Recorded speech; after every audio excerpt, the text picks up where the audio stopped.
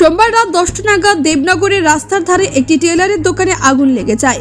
Fire brigade আসার আগে গোটা দোকানটি পুড়ে যায়। দোকানের ভিতর থাকা সব জামাকাপড় থেকে মেশিন সামগ্রী সব পুড়ে ছাই হয়ে যায়। কী কারণে হলো তা সঠিক বোঝা যাচ্ছে না। প্রাথমিক দমকল বাহিনীর অনুমান হয়তো বিদ্যুতের শর্ট সার্কিট থেকে আগুন লেগেছে। পুরো বিষয়টি নিয়ে এলাকায় উত্তেজনা সৃষ্টি হয়েছে।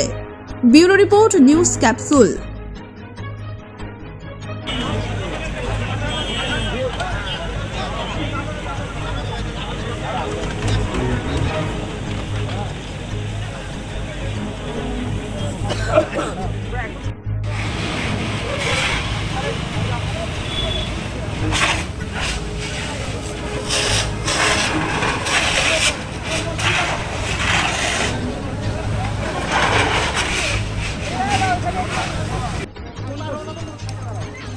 ফোন করছি বলে গাড়ি বের হয়ে গেছে।